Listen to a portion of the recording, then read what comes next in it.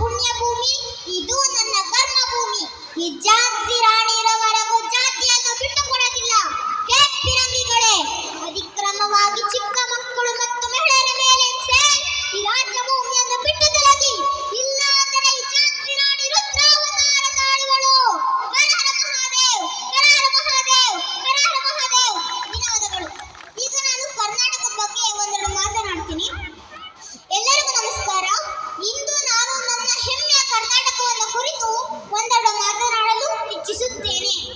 ಕೇಳಿ ಗೆಳೆಯರ ನಾಡಿನ ಮಕ್ಕಳೇ, ಕೇಳಿ ಹೇಳುವೆ ಮಾತೊಂದ, ಕನ್ನಡ ನಾಡಿನ ಭವ್ಯ ಚರಿತೆಯ ನಾಡು ನುಡಿಯ ಕಥೆಯೊಂದ. ನಮ್ಮ ಕನ್ನಡ ನಾಡು ಚಂದದ ಬೀಡು, ಶ್ರೀಗಂಧದ ನೆಲಬೀಡು. ಪ್ರಾಚೀನ ಕೃತಿ ಕವಿರಾಜ ಮಾರ್ಗದಲ್ಲಿ ನಮ್ಮ ಕನ್ನಡ ನಾಡು ಕಾವೇರಿಯಿಂದ ಗೋದಾವರಿವರೆಗೂ ಹಬ್ಬಿತ್ತೆಂದು ಉಲ್ಲೇಖವಿದೆ. ಕರ್ನಾಟಕಕ್ಕೆ ಸುಮಾರು 2000 ವರ್ಷಗಳ ಇತಿಹಾಸವಿದೆ. ಕನ್ನಡದ ಮೊದಲ ಸಾಮ್ರಾಜ್ಯ ಕದಂಬದೊಂದಿಗೆ ಆರಂಭವಾಗಿ ಗಂಗಾ, ಚಾಳುಕ್ಯ, ಹೊಯ್ಸಳ, ರಾಷ್ಟ್ರಕೂಟ, ವಿಜಯನಗರದ ಅರಸರು, ಮಹಮ್ಮದ್ ಸುಲ್ತಾನರು, ಮೈಸೂರಿನ ಒಡೆಯರು ಹಾಗೂ ಕರ್ನಾಟಕದ ಏಕೀಕರಣ ಚಳವಳಿಗೆ ತೆರೆದುಕೊಳ್ಳುತ್ತದೆ. ಸುಮಾರು 200 ಮೈಲಿಗಳಷ್ಟು ಉದ್ದದ ಕಡಲ ತೀರ, ಮುಗಿಲು ಮುಟ್ಟುವಂತಹ ಸಹ್ಯಾದ್ರಿಯ ಸಾಲು, ವಿಶಾಲವಾದ ಬಯಲುಸೀಮೆ, ಇವುಗಳ ತ್ರಿವೇಣಿ ಸಂಗಮವಾಗಿರುವಂತಹ ನಮ್ಮ ಕನ್ನಡ ನಾಡು ಸೊಬಗಿನ ದಿಬ್ಬವಾಗಿ ಕಣ್ಣಿಗೆ ಹಬ್ಬವಾಗಿದೆ. ನಮ್ಮ ಕನ್ನಡ ನಾಡು ಕನ್ನಡಿಯಂತೆ ಸಾದ ಸುಂದರ, ನಿರ್ಮಲ ಎಂದು ಕನ್ನಡದ ಕವಿ ಸರ್ವಜ್ಞರು ಬಣ್ಣಿಸಿದ ಪರಿಯಿದು.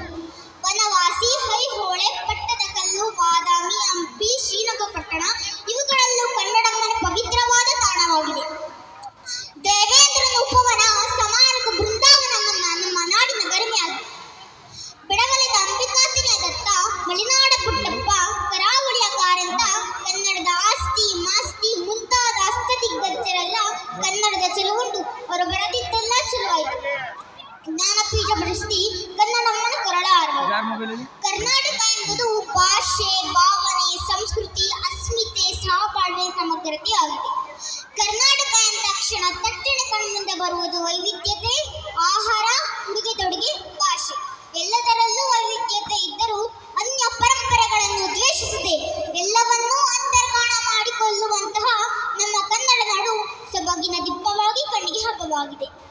ನಮ್ಮ ಕನ್ನಡ ನಾಡು ಕನ್ನಡಿಯಂತೆ ಸಾರಿ ಸುಂದರ, ನಿರ್ಮಲ ಎಂದು ಕನ್ನಡದ ಕವಿ ಸರ್ವಜ್ಞರು ಬಣ್ಣಿಸಿದ ಪರಿಯಿದು. ಬನವಾಸಿ, ಐಹೊಳೆ, ಪಟ್ಟದಕಲ್ಲು, ಬಾದಾಮಿ, ಹಂಪಿ, ಶ್ರೀರಂಗಪಟ್ಟಣ ಇವುಗಳಲ್ಲೂ ಕನ್ನಡಮ್ಮನ ಪವಿತ್ರವಾದ ತಾಣವಾಗಿದೆ.